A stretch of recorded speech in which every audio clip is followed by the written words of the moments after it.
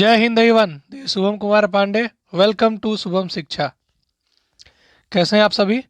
उम्मीद करता हूं कि आप स्वस्थ होंगे और आपकी परीक्षा की तैयारी अच्छी तरीके से चल रही होगी।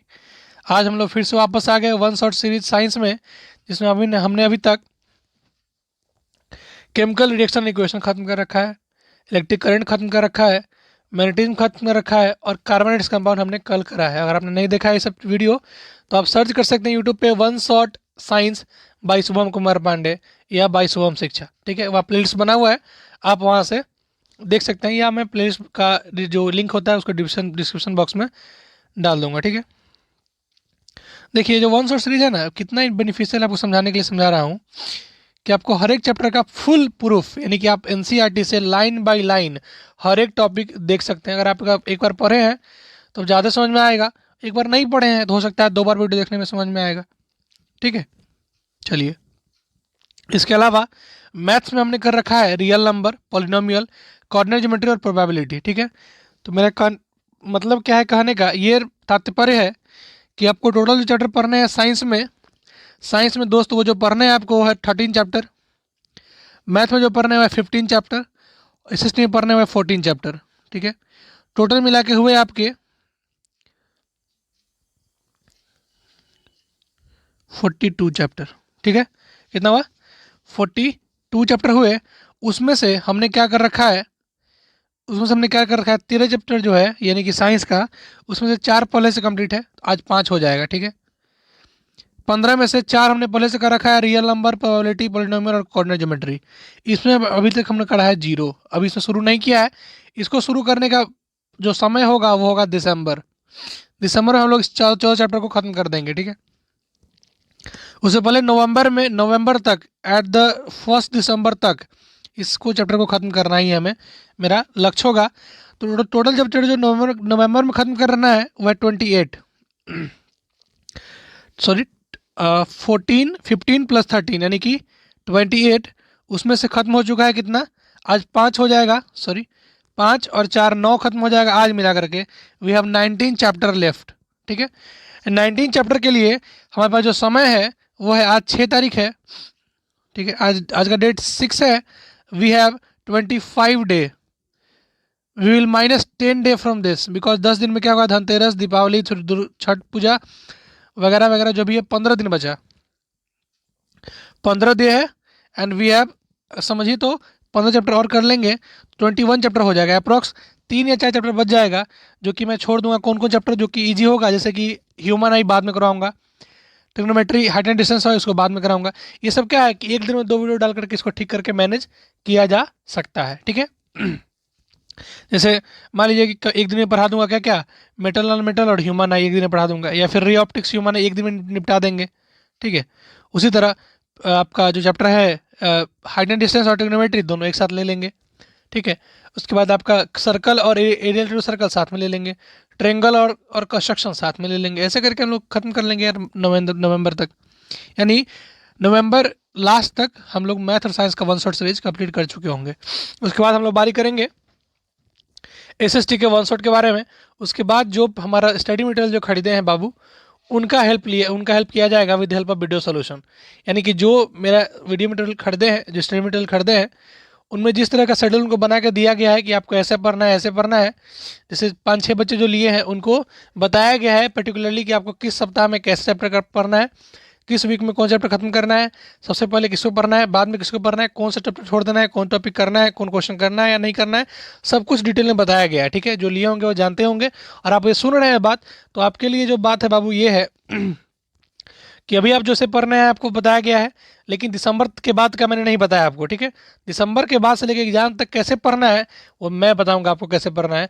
और उस समय जो बवाल मचेगा ना, आपका जो बवाल करेंगे हम लोग, वो देखेंगे जो नहीं ले रहे हैं वो वाले लोग। ठीक है, जिनको ट्रस्ट नहीं हो रहा है 500 रुपये का, वो देखेंगे कि उस समय क्या आतंक आप मचाएंगे। ठीक है, चलिए कोई बात नहीं है। इसलिए मैं आज कोई बात नहीं करना चाह रहा था स्टडी मटेरियल का, इसलिए मैं कोई उसका कंटेंट लगाया नहीं था बताने के लिए। बिकॉज बताया उनको जाता है जिनको समझ में आता है, बार बार बता के क्या फ़ायदा हुआ यार। ठीक है, जिनको लेना था, जो सिंसियर थे, वो ले चुके हैं पहले से। ठीक है, चलिए, जागो ग्राहक जागो, जल्दी से जागो। ठीक है। बिकॉज मेन बात ये नहीं कि 500 रुपये की बात है, मेन बात ये है कि आपके पास टाइम घटते जा रहा है। अगर आज 6 नवंबर हो गया तो आपका जो भी प्लान मैं बना के दूंगा अब इसके बाद होगा, 7 को लेते हैं तो अब उसके बाद होता, 1 दिसंबर को लेते हैं उसके बाद का प्लान अलग होगा, यानी जो अब पीछे होते जाएंगे ना यार। ठीक है। चलिए, और इन्वायरमेंट जो चैप्टर इसमें पढ़ना है हमें क्या क्या है कि how various factor in the environment interact with each other and how we impact, कि वेरियस फैक्टर जो है इन्वायरमेंट का वो कैसे इंटरेक्ट करते हैं और कैसे हम लोग उसके साथ इम्पैक्ट करते हैं, इनके बारे में हम लोग को पढ़ना है। तो पहला टॉपिक जो आता है वो आता है what happens when we add our waste to the environment. क्या होता है कि अगर हम लोग कूड़ा कचरा हमारे इन्वायरमेंट में ऐड करते हैं तो क्या होता है, समझिएगा। The food we eat is digested by various enzyme in our body, जो हमारा फूड होता है वो बॉडी में बहुत सारे इंजाइम की वजह से डाइजेस्ट हो पाता है। Enzymes are specific in nature, जो इंजाइम होते हैं ना वो स्पेसिफिक इन नेचर होता है। कहने मतलब क्या है कि अगर स्पेसिफिक का मतलब क्या हुआ समझिए कि अगर आपको बोला जाए इन 4 चीज़ों में से आप मिठाई चुनिए, ऑप्शन ए लड्डू, जलेबी, गुलाब जामुन और आपका पिज़्ज़ा, तो क्या स्पेसिफिक आपका क्या होगा, सबसे पहले आप मिठाई चुनिएगा, फिर जलेबी चुनिएगा, फिर लड्डू चुनिएगा, लास्ट में चुनिएगा ही नहीं पिज़्ज़ा को।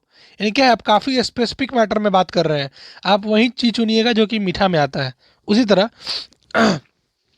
इंजाइम जो होता है सिर्फ और सिर्फ बहुत सारे, सिर्फ एक टाइप के, कुछ टाइप के ही सब्सटेंस पे काम करते हैं। जैसे कि देखिएगा, specific enzymes are needed for the breakdown of particular substance, यानी कि हर सब्सटेंस को टूटने के लिए अलग अलग इंजाइम चाहिए होता है। यानी कि अगर आप मांस मछली खा रहे हैं तो उसके टूटने का इंजाइम अलग होगा डाइजेस्ट करने का, और आप साग पत्ता खा रहे हैं उसके लिए अलग होगा, और आप घास भूसा खा रहे हैं उसके लिए अलग होगा। ठीक है, that is why will not get any energy if we try to eat coal, इसीलिए हमें कोई एनर्जी नहीं मिलेगा और हम लोग कोयला खाना शुरू कर दें तो, कोई एनर्जी नहीं मिलेगा और हम लोग लकड़ी खाना शुरू कर दें तो।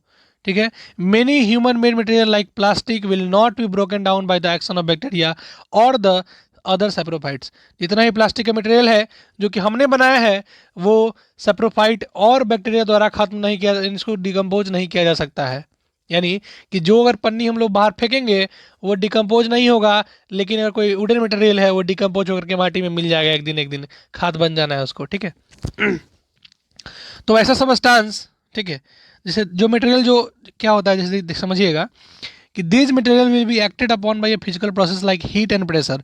अगर हमें इस प्लास्टिक को हटाना होगा तो हमें काफ़ी ज़्यादा हीट और प्रेशर की आवश्यकता है, but under the ambient condition found in environment, एक एम्बिडेंट कंडीशन जो पाया जाता है उसके तहत इसको हम लोग खत्म किया जा सकता है। ठीक है, प्लास्टिक को हटाया जा सकता है। ठीक है, तो ऐसा substance that are broken down by the biological process are said to be biodegradable, ऐसा सब्सटेंस जो कि बायोलॉजिकल प्रोसेस से खत्म किया जा सके उसको बोलते हैं हम लोग बायोडिग्रेडेबल। जैसे कि सब्जी, फल, फूल इत्यादि, जिनको ज़मीन में गाड़ने पे तुरंत खत्म हो जाए, यानी कि बैक्टीरिया खा जाए या फिर ज़मीन सड़ा दे, उसको खत्म हो जाना चाहिए भाई। ठीक है, उसको बोलते हैं हम लोग बायोडिग्रेडेबल।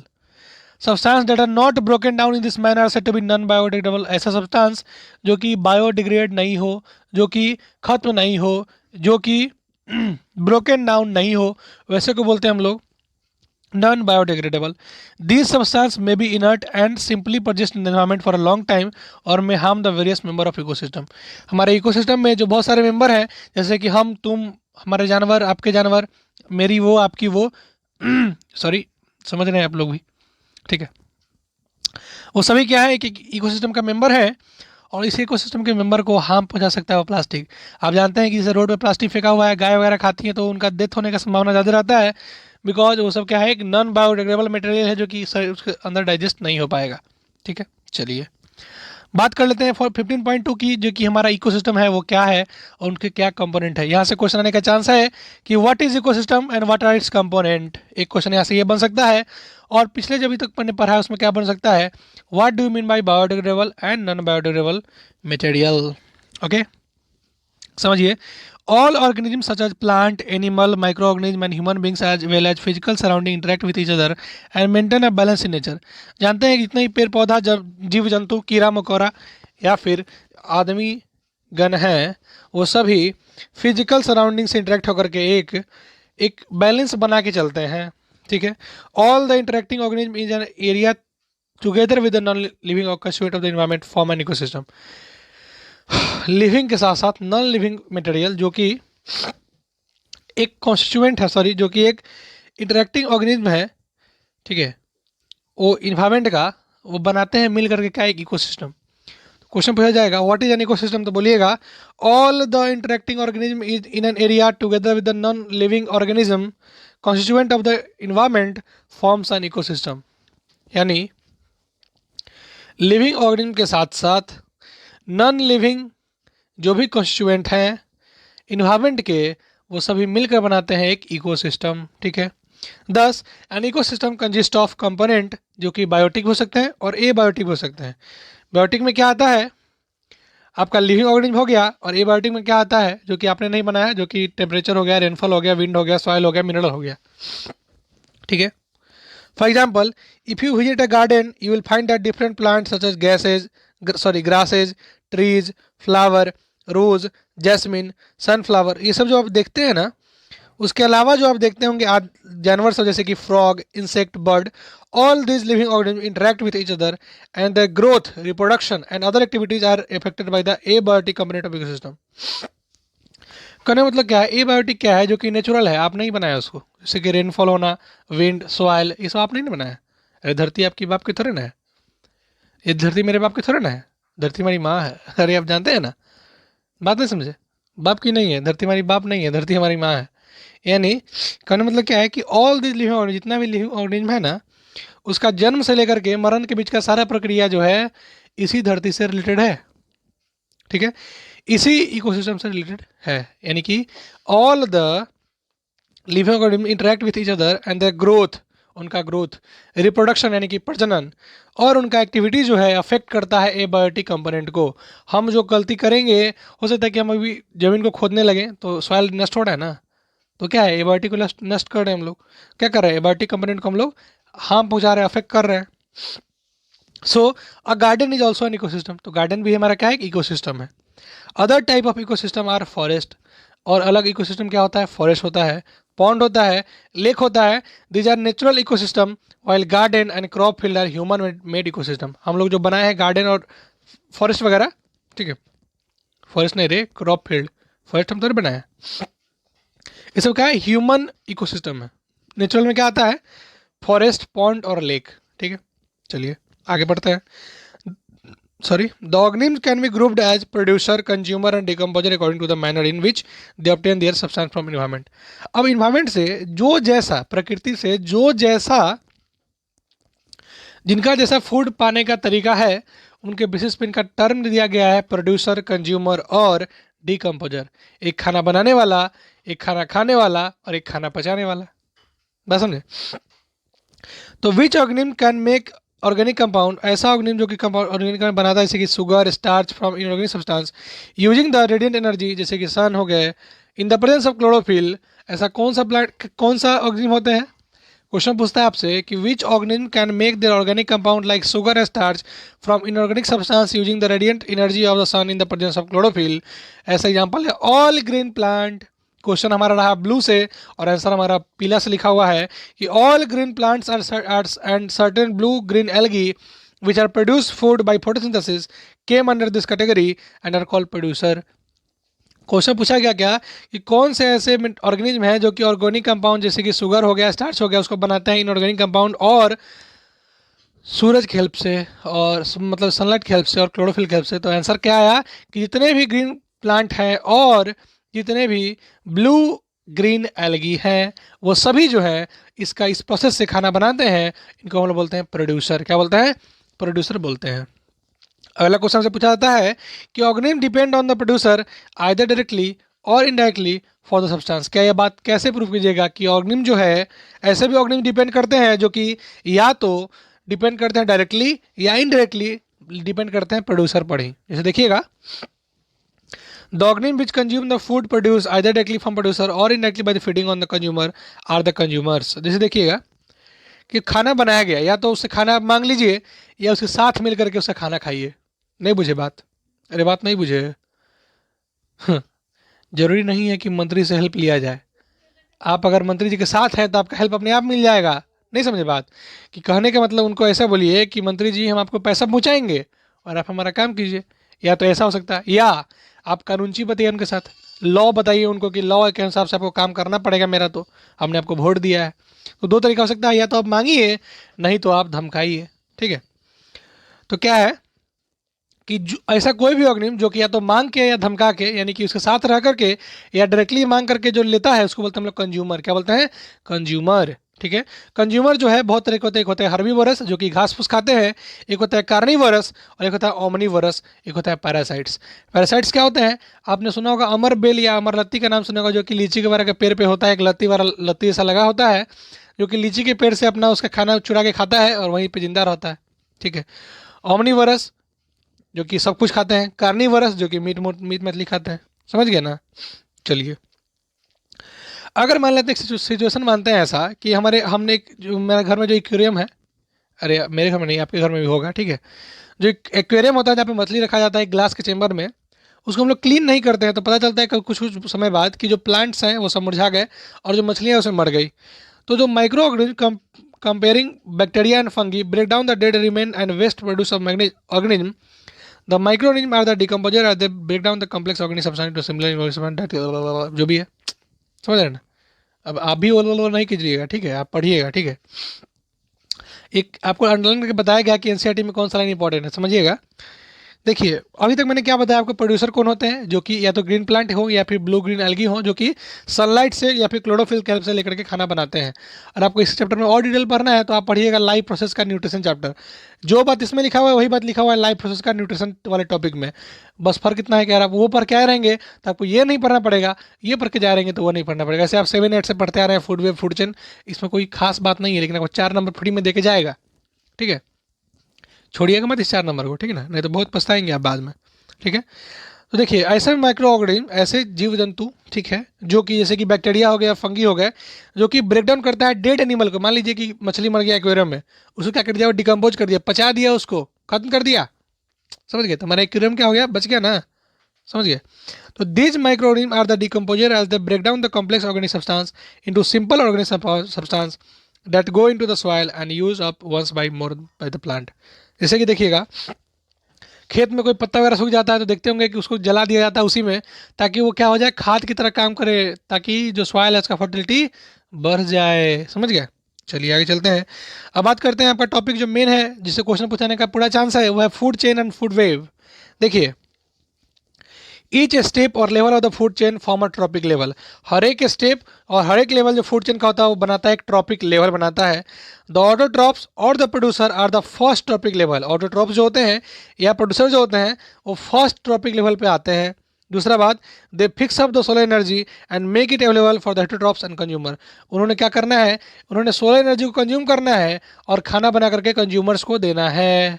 ठीक है, और हेटरोट्रॉप्स को देना है। The herbivorous or the primary consumer come at the second, and small carnivorous or the secondary consumer at the third, and large carnivorous or tertiary consumer form the fourth trophic level। देखिए, पहले level पे कौन आ गया, जो कि खाना बनाते हैं। दूसरे लेवल पे कौन आ गया, जो खाना खाते हैं यानी कंज्यूमर। तीसरे लेवल पे कौन आ गया, तीसरे लेवल पे आ गया आपका तीसरे लेवल पे आ गया आपका स्मॉल कार्निवरस, और चौथे लेवल पे आ गया आपका लार्ज कार्निवरस। जैसे कि सबसे बड़ा लार्ज कार्निवरस क्या होता है, गिद्ध वगैरह, जो कि शेर को भी खा जाता है। समझे? अब सुने कि गिद्ध को भी खा जाता है, गिद्ध को तो कोई नहीं खाता ना। यानी कि सबसे ऊपर कौन आता है, गिद्ध, उसके नीचे क्या आता है, सांप, सांप के नीचे फ्रॉग, फ्रॉग नीचे इंसेक्ट, इंसेक्ट के नीचे प्लांट। बात समझे? इस चेन को गौर कीजिए, क्या है, इस चेन को गौर कीजिएगा कि देखिए, प्लांट को खाता है कीड़ा, कीड़ा को खाता है बेंग, बेंग को खाता है सांप, सांप को खाता है ईगल। बात समझे? इस तरह से क्या होता है, एक चेन बना हुआ होता है। बात बुझे कि नहीं बुझे? ठीक है, चलिए आगे चलते हैं। We know that food we eat act as a fuel to provide us energy to do work. हम जानते हैं कि खाना जो हम खाते हैं हमें एक ईंधन की तरह काम करता है, हमारे शरीर को एनर्जी देता है। Thus, the interaction among various component of the environment involve flow of energy from one component. Wait a minute guys, okay, we know that food we eat act as a fuel, समझ गए। Thus, the interaction among various component of the environment involve flow of energy from one component to another system of the another. इसमें क्या होता है कि खाना खाने से एनर्जी मिलता है, तो इसका मतलब क्या हुआ कि यहाँ पे हर एक लेवल से, एक लेवल से दूसरे लेवल में एनर्जी का ट्रांसफर होता है। मतलब कि अगर प्लांट को खाया इंसेक्ट ने तो एक लेवल से दूसरे लेवल में एनर्जी ट्रांसफर हुआ, इंसेक्ट को खाया फ्रॉग ने उस लेवल से सेकेंड लेवल में ट्रांसफर हुआ, फ्रॉग को खाया स्नेक ने उसके लेवल से एक लेवल और ऊपर एनर्जी गया, और स्नेक को खाया ईगल ने तो उसके ऊपर और एक एनर्जी गया। और मान लीजिए ईगल मरा, उसको खा लेंगे बैक्टीरिया, तो उनका एक अलग लेवल बन जाएगा। बात बुझे कि नहीं बुझे? चलिए, As we have studied, the autotrophs capture the energy present in the sunlight and convert it into chemical energy। आप जानते हैं कि जितने भी ऑटोट्रॉपिक होते हैं, यानी कि जो पेड़ पौधा होते हैं, वो सनलाइट का इस्तेमाल करके केमिकल एनर्जी बनाते हैं। This energy support all the activity of the living organism, और यही एक एनर्जी है जो कि सभी लिविंग ऑर्गेनिज्म के सपोर्ट में आता है। From autotroph the energy goes to the heterotroph and decomposer. आप जानते हैं कि ऑटोट्रॉप से एनर्जी लेकर हेटरोट्रॉप्स बना, और हेटरोट्रॉप से हमारा आगे बढ़ के डिकम्पोजर तक गया। ठीक है, इसमें एनर्जी कैसे बढ़ता है समझिएगा। पहला बात, the green plant in terrestrial ecosystem capture about 1% of the energy of sunlight that fall on the leaves and convert into food energy. जो हमारा ग्रीन प्लांट होते हैं वो इकोसिस्टम का 1% एनर्जी बनाते हैं from sunlight and there leaves and convert into a food energy. तो पहला बात समझ में आया। पहले कौन आगे? हमारे प्रोड्यूसर भाई साहब आगे, इनका काम खत्म हुआ, ये 1% एनर्जी बना करके दे दिए। When green plant are eaten by primary consumer, a great deal of energy is lost as heat of environment. Some amount of energy goes to digestion and is doing work, and the rest goes toward the growth and reproduction. An average 10% of the food intaken is in turned into our own body and made available for the next level of consumer। समझिएगा, उस green plant को कोई खाया, first consumer खाया, primary consumer खाया, उसको खाने के बाद क्या हुआ? उसका बहुत सारी एनर्जी जो है वेस्ट हो गया इन्वायरमेंट में इन द हेल्प ऑफ, अरे यार, मल मूत्र त्याग, उससे एनर्जी गया कुछ। ठीक है, कुछ जो एनर्जी बचा उसी एनर्जी का इस्तेमाल करके वो लोग बच्चा पैदा करते हैं, रिप्रोडक्शन। उसके अलावा कुछ एनर्जी जो बच जाता है, तो करीब करीब एवरेज जो है एनर्जी, वो 10% एनर्जी जो है वो अपने अगला लेवल को देता है। यानी कि मान लीजिए, जो अगर कीड़ा खाया है पेड़ को, फिर कीड़ा अपना 10% एनर्जी किसको देगा? बैंग को, यानी कि मेढक को। ठीक है, यानी कि फ्रॉग को। तो अगला क्या हो जाएगा? Therefore 10% can be taken as the average value for the amount of organic material that is present in each step and reaches the next level of consumer। तो करीब करीब प्राइमरी के बाद 10-10% का लेवल हर एक लेवल को मिलते जाता है। यानी कि प्रोड्यूसर अपना 1% एनर्जी इसको दिया, उस 1% का 10% इन्होंने इसको दिया, उसका 10% इन्होंने इसको दिया, और ऐसे करके ऊपर एक चेन बनता जाता है। समझ गए? इसको बोलते हैं ट्रॉपिक लेवल। अच्छा, since so little energy is available for the next level of consumer, food change in energy consists of only 3 or 4 step। अब जानते हैं चूंकि कम एनर्जी बचा, अब 10% उसको मिल रहा है, उसका 9% हो जाएगा, 8% हो जाएगा, इसलिए एनर्जी घटने लगा है। इसी कारण से जो मैक्सिमम जो लेवल है वो 3 या 4 पर जाके खत्म हो जाता है। किसका? फूड चेन का जो मैक्सिमम लेवल है वो 3 या 4 पर जाके क्या होता है? खत्म हो जाता है। ठीक है, the loss of energy at each step is so great that very little usual energy remain after 4 tropic level. अब एनर्जी का लॉस इतना ज़्यादा हो रहा है कि हर एक स्टेप के बाद इतना ज़्यादा एनर्जी का लॉस हो रहा है कि 4th स्टेप के जाने के बाद, यानी ट्रॉपिक लेवल के 4थे स्टेप पे जाने के बाद एनर्जी नाम मात्र बच जाता है, ताकि 5वां स्टेप को मिले। ठीक है, there are generally a greater number of individual at the lower tropic level and an ecosystem। generally जो बहुत सारे नंबर के इंडिविजुअल होते हैं वो सबसे लोअर ट्रॉपिक लेवल पे होते हैं। the greatest number is of the producer, लेकिन जो सबसे ज़्यादा होते हैं होते हैं प्रोड्यूसर। यानी कि जो प्रोड्यूसर ज़्यादा नहीं रहेंगे, पेड़ पौधे ज़्यादा नहीं रहेंगे, तुम लोग खाना कहाँ से खाएंगे भाई? इसलिए पेड़ लगाओ, पेड़ लगाओ, पेड़ लगाओ। समझे? आगे बढ़ते हैं। The length and complexity of food chain are very greatly यानी समझिएगा, जो लेंथ है या कॉम्प्लेक्सिटी है फूड चेन का, वो बहुत ज़्यादा बढ़ते जाता है। Each organism is generally eaten by 2 or more other kind. समझिएगा, एक चूहा को सांप भी खा रहा है, एक चूहा को बिल्ली भी खा रहा है, एक चूहा को और कोई खा रहा है, तो एक ही मटेरियल के लिए तीन जने आपस में लड़ रहे हैं। समझ गए? इससे क्या हुआ कि एक 3 नंबर का चेन बन चुका है। कोई और होते जो 4 नंबर का बन जाता, कोई और होते तो 5 आदमी से डिपेंड हो जाते। तो ईच ऑर्गेनिज्म जो है, यानी कि हर एक ऑर्गेनिज्म जो है, 1 से लेकर के 2 या 3 या 4 पे डिपेंड आ रहे हैं। समझ गए? Which in turn are eaten by several other organism, जिसके बाद उसको और कोई अदर ऑर्गेनिज्म खा रहे हैं। सो instead of a straight food line chain, जैसे कि मान लीजिए कि देखिए, ए को बी खाता, बी को सी खाता, सी को डी खाता, तो एक स्ट्रेट चेन बनता। लेकिन ए को पी खा रहा है, ए को क्यू भी खा रहा है, क्यू को डी खा रहा है, पी को सी खा रहा है, सी को ई खा रहा है, पी को ई खा रहा है और ई को डी खा रहा है। तो क्या बना? एक ना चेन बना, एक वेव बन गया, जाला बन गया, एक स्ट्रेट चेन नहीं बना। So instead of a straight line food chain, the relationship can be shown as a series of branching line and call a food web. इसीलिए इसका नाम क्या दिया गया, फूड वेव, बिकॉज यहाँ पे सब कोई एक दूसरे पे डिपेंड रह रहा है। यानी कि यहाँ से गया ये इस पे, ये इस पे, ये इस पे, इस पे। अब एक सांप को ईगल भी खा रहा है, एक सांप को पिकॉक भी खा रहा है। अब बताइए बेचारा सांप क्या करे। तो यहाँ पे क्या हो जाएगा, यहाँ पे क्या है कि एक फूड का वेब बन रहा है, एक जाला बन रहा है, ठीक है। From the energy flow diagram जो कि 15.4 में दिया गया है, देखिए सनलाइट से प्रोड्यूसर लिया एनर्जी, प्रोड्यूसर से हार्बीवोरस लिया, हार्बीवोरस से कौन लिए, कार्निवरस लिए, और कार्निवरस से लिए टॉप कार्निवर, जैसे कि आगे ईगल, ईगल वगैरह आगे लायन टाइगर वगैरह आगे क्या आते हैं, टॉप कार्निवर्स में आते हैं, ठीक है। चलिएगा, from the energy flow diagram two things become clear that firstly the flow of energy is unit direction, यानी कि एनर्जी का जो फ्लो है वो यूनिट डायरेक्शन, यानी कि एक डायरेक्शन में फ्लो करता है। ये नहीं कि प्रोड्यूसर का, कंज्यूमर का एनर्जी जो है ना प्रोड्यूसर भी खा रहा है। नहीं समझे बात, ऐसा बिल्कुल नहीं है कि हार्बीवोरस से प्रोड्यूसर को वापस मिल जा रहा है। यूनिट डायरेक्शन मतलब एक डायरेक्शन में जा रहा है, ठीक है। इधर से इधर एनर्जी जाएगा, कभी इधर से इधर एनर्जी नहीं मिलेगा। ऐसा नहीं होता है कि हम लोग पेड़ को खा रहे हैं और पेड़ हम लोग खा के एनर्जी ले रहा है। ऐसा होगा तो कैसे चलेगा भाई, ऐसा नहीं होता है ना, समझे कि नहीं समझे। वो क्या करता है, एनर्जी का जो डायरेक्शन है ना वो यूनि डायरेक्शनल है, एक डायरेक्शन में वर्क करता है, ठीक है। चलिए आगे चलते हैं। वाटर गेट पोल्यूटेड, जैसे देखिए वाटर आजकल ना बहुत पोल्यूट हो रहा है। इसका रीजन क्या है, is the use of several pesticide, जो भी हम लोग दवा इस्तेमाल कर रहे हैं उसके कारण होता है, and other chemical to protect our crop, जो कि हम लोग क्रॉप को प्रोटेक्ट करने के लिए बहुत सारे पेस्टिसाइड का केमिकल का इस्तेमाल कर रहे हैं, फॉर्म डिजीज एंड पेस्ट, जिसके कारण देखिए और क्रॉप, हम लोग को ना क्रॉप को बचाना पड़ता है डिजीज से, कुछ कीड़ा मकोड़ा से। पेस्ट मतलब बोलते हैं कि कीड़ा, कहते हैं ना कीड़ा, खेत में जो कीड़ा होता है उसको बचाने के लिए हम लोग केमिकल या पेस्टिसाइड यानी कि कीटनाशक दवा का प्रयोग करते हैं, ठीक है। From the soil these are absorb by the plant along with water and mineral. अब सॉइल से क्या होता है, प्लांट जो है इसको वाटर मिनरल के साथ इसको ऑब्जर्व कर लेता है, ठीक है। And from the water body they are taken up by the aquatic plant and animal. अब वाटर बॉडी में चला गया तो इसको एक्वाटिक प्लांट और एनिमल भी खा रहे हैं, ले रहे हैं। This is one of the way in which they enter the food chain. इसी कारण से ये पूरा के पूरा फूड चेन में इंटर हो पा रहे हैं, बिकॉज सब तो एक दूसरे से लिंक है। अब अगर पेड़ में वो गया तो पेड़ से हम लोग फल खाए तो फल में हम लोग को आ गया, हम लोग बढ़ेंगे तो गिज को खाएगा उसको मिल जाएगा।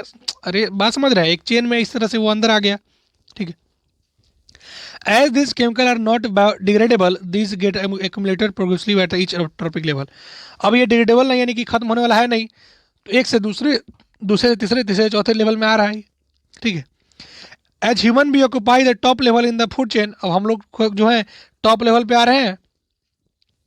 टॉप लेवल कैसे समझिएगा, पेड़ खाया कीड़ा, सॉरी कीड़ा खाया पेड़ को, कीड़ा खाया मुर्गा, मुर्गा खाया हम लोग, तो हम लोग टॉप पे आ गए कि नहीं, चौथा पे आ गए हम लोग। अरे बात बुझे कि नहीं बुझ रहे, समझ गए। चलिए, तो as human being occupy the top level in food chain the maximum concentration of this chemical get accumulated in our body.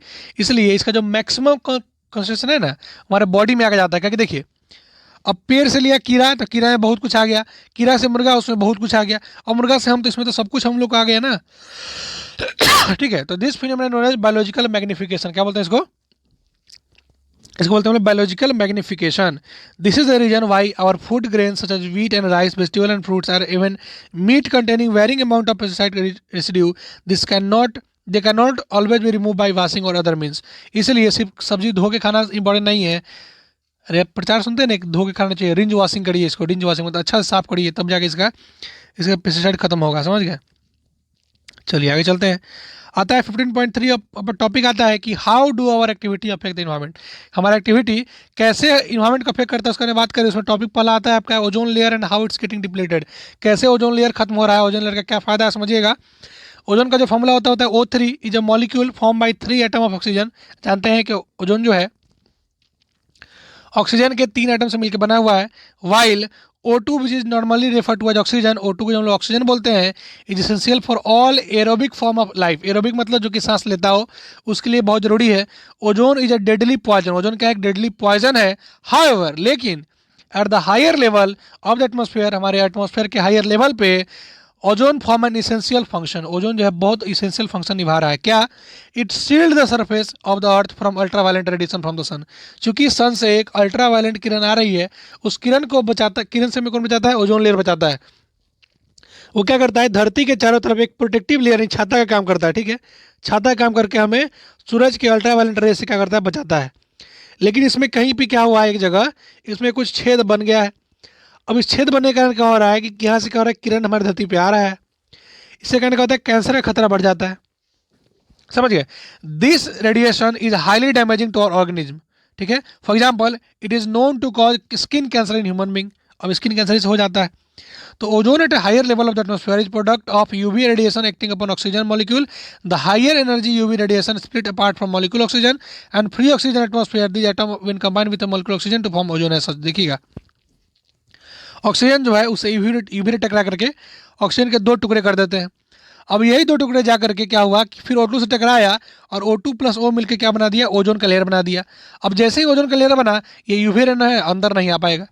बात बुझे कि नहीं बुझे? जैसे देखिए हमारे क्या था, ऊपर यूवी रे था, एक अल्ट्रावायलेट रे इस पे आया, इसको दूसरा रंग से बनाता हूँ अगर समझने का समझिएगा, आया इसको टकराया और इसको दो टुकड़े में बांट दिया। अब भाई ये दो टुकड़ा गए और दो ऑक्सीजन के टुकड़े के साथ मिल करके बना लिए O3। अब जैसे ही भाई ये बनाए, अभी आ रहेंगे यहाँ पे आके रुक जाएंगे। समझ गए? आएंगे यहाँ पे जाके रुक जाएंगे, आगे नहीं जा पाएंगे। The amount of ozone in the atmosphere began to drop sharply in 1980 के बाद ओजोन का जो एटमोस्फेयर का जो लेंथ था वो धीरे धीरे घटने लगा है। This decrease has been linked to synthetic chemical like chlorofluorocarbon. एक होता है CFC, जिसे इस्तेमाल किया था फ्रीज में, एंटी फ्रीजेंट के हिसाब से काम किया था, उसको बैन कर दिया गया था इसी कारण से, बिकॉज ये क्या कर रहा था, डिप्लीट कर रहा था। ठीक है, इसमें फायर एक्सटिंग्विशर में यूज करते थे, रेफ्रिजरेटर में यूज करते थे CFC का यानी क्लोरोफ्लोरोकार्बन का, उसको बैन कर दिया गया था UNEP प्रोग्राम के तहत। उसका प्रोडक्शन जो है उसको फ्रीज कर दिया गया था ना, अब ना बन बे बा, अब अगर बनेगा तो हम लोग मर जाएंगे रे बाबा, इसलिए इसको बंद करो, नहीं बनाओ। ठीक है, इस वजह से क्या किया गया था, CFC को बंद किया गया था। ठीक है, improvement in our life style have result in greater amount of waste material generation. जैसे जैसे अपने लाइफ को इंप्रूव करते जा रहे हैं वैसे वैसे वेस्ट मटेरियल बढ़ते जा रहा है। पहले के ज़माने में बच्चे को भूख लगता था तो रोटी मिलता था, अब मिलता है कुरकुरे, बुझे? इसमें रहता है नॉन पॉलीथीन, इसमें रहता है पॉलीथीन। बच्चा कुरकुरे खाएगा, पॉलीथीन फेंक देगा। बात बुझे कि नहीं बुझे? तो जैसे जैसे हमारा जो लाइफस्टाइल चेंज होते जा रहा है, वेस्ट मटेरियल बढ़ते जा रहा है। Change in attitude also have a role play in with more and more thing we use become in decomposable. पहले क्या होता था समझिएगा, इसमें लिखा हुआ है डिस्पोजल कप इन ट्रेन वाले, बात में समझिएगा, इससे समझा रहा हूँ मैं। पहले क्या होता था, पहले ना एक कुल्हाड़ आता था, कुल्हाड़ आप समझते हैं, जिसमें कि एक मिट्टी का पात्र होता है, इसमें कि चाय बनता था। ठीक है, वो चाय क्या होता है, उनको लोग क्या बोले कि क्या है, अनहाइजीन है, यानी कि अच्छा नहीं है, हाइजीनिक नहीं है, यानी कि इसमें साफ सफाई उतना नहीं है, इसलिए उसको बैन कर दिया गया। अब उस कुल्हड़ के जगह पे चल गया प्लास्टिक का कप। अब उस डिस्पोजल कप को सोचिए कि पूरे इंडिया में कितने लोग चाय पीते होंगे रोज, सोच लीजिए कितना होगा। यानी कि अगर हम लोग का आबादी है 135 करोड़, तो कम से कम 35 करोड़ तो जरूर चाय पीते होंगे मिनिमम। अच्छा, इस 35 करोड़ का disposal cup per day into 3 times, 3 बार चाय पीते हैं सब करीब करीब, यानी कि करीब करीब मान ले तो 100 करोड़ कप पर डे हमारा डिस्पोजल में जा रहा है।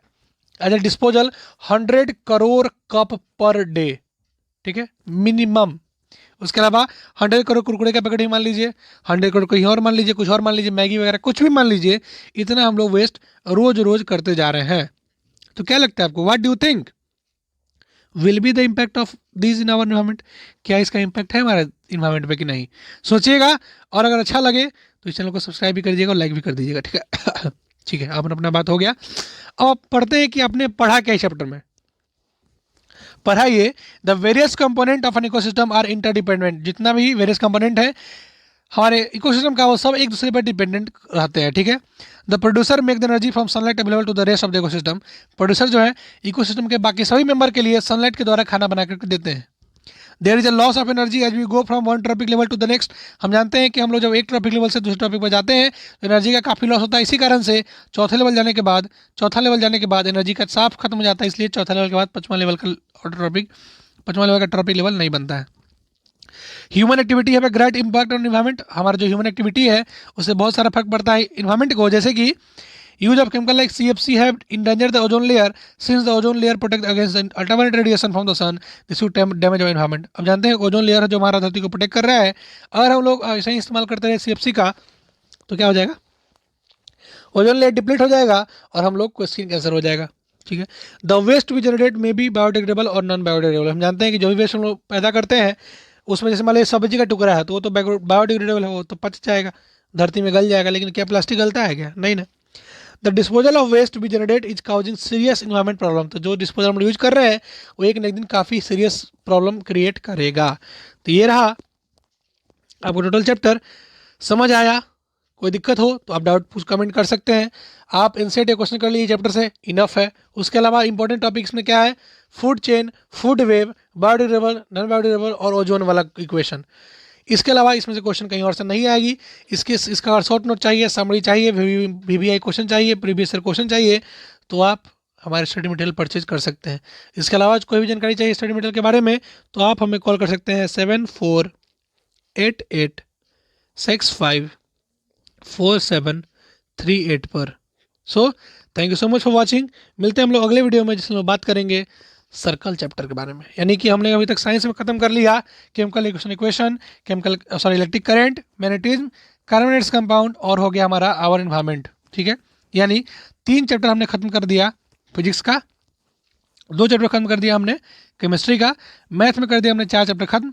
अब बारी है 5 SST साइंस हो गया तो 5 अब होगा मैथ, फिर 6 हो जाएगा साइंस, फिर होगा 6 मैथ। यानी करीब करीब 14 तरह के रेशियो को बराबर करके खत्म कर देना है इसको।